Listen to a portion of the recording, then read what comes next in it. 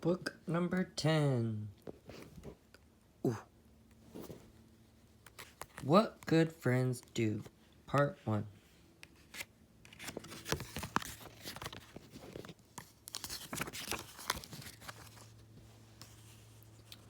One night in the 100-acre wood, a nervous piglet could not sleep.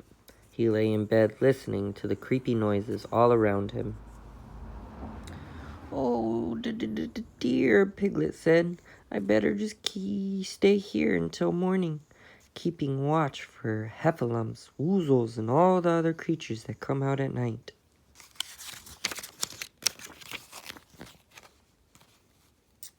The next morning, Pooh knocked on Piglet's door, but there was no answer. "That's strange," said Pooh. "Piglet knew I was coming. I wonder where he could be." Ever curious, Pooh opened the door and stepped inside. He found his friend in bed, shivering beneath the covers. "Oh, bother," said Pooh. "What's the matter, Piglet?"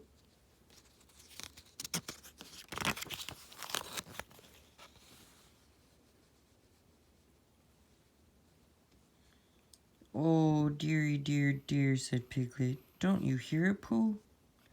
Pooh listened, but all he could hear were the birds chirping outside Piglet's window. "I do hear it," said Pooh, "and it sounds lovely to me." "Not the birds, Pooh," said Piglet.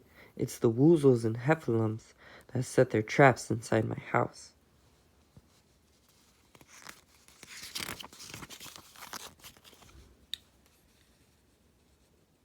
"I know that I am a bear of very little brains," said Pooh, "but I don't see anyone here except for you and me, Piglet." "How can that be?" said Piglet. "I'm sure they are here. Those creatures kept me up all night." "Perhaps you were dreaming," said Pooh. "Let's look around and make sure they're not here."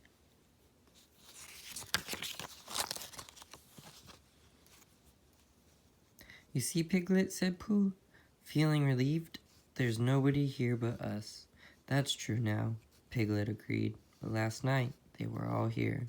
"Perhaps a little smackerel of honey will help," said Pooh. "Good idea," said Piglet. "My rumbly tummy is grateful," said Pooh. "Breakfast always helps me feel braver."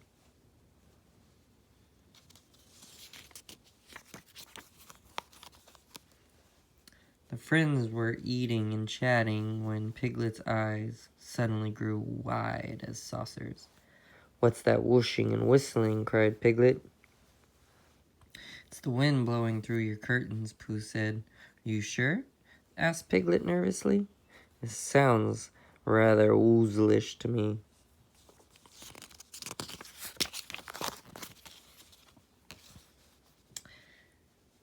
"If there was a woozle about, I think I would know it. Now perhaps a smackerel more honey and some tea would be nice," said Pooh hopefully.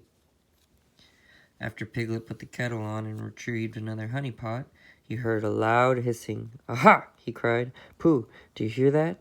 "Yes, Piglet, that would be the tea kettle," said Pooh.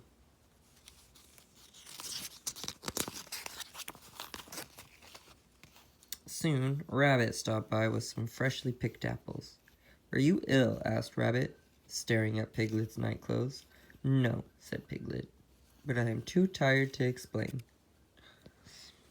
Just then a horrible banging and clanging began, sending Piglet diving beneath a chair. "I believe your pipes need some tightening," said Rabbit. "My toolkit and I will be back in a jiffy."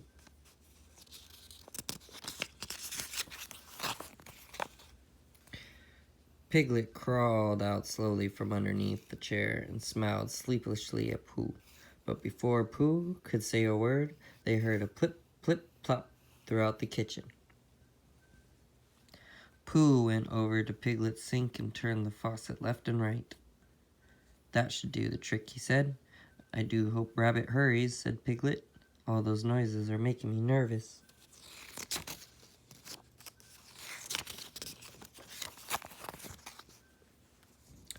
Pooh turned to his friend. "I think I know a way to help, Piglet. What if you pretend to be brave, even if you're really not?" Piglet considered this. "What good is pretend when there are heffalumps and woozles about?" "Well," Pooh said, Perhaps you might get so busy being brave that you forget that you're pretending, and then you can go on being brave. After Rabbit fixed the pipes, Pooh spent the rest of the noisy day at Piglet's. First it was the drip, drip, drip of rain hitting the roof. Then it was Piglet's front door, creaking and squeaking.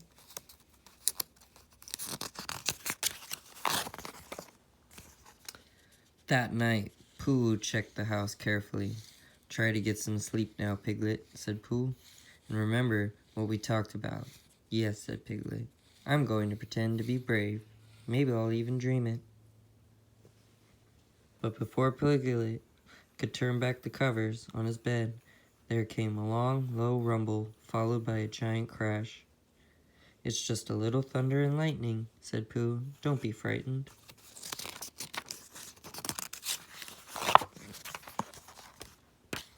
"Oh, dear Pooh," said Piglet. "I am not pretending to be brave very well, am I?" "I'll keep watch tonight, Piglet," said Pooh, tucking Piglet into bed. "Maybe you can try pretending again in the morning." But soon Piglet heard a strange sigh, followed by a long snore. What could it possibly be? To be continued.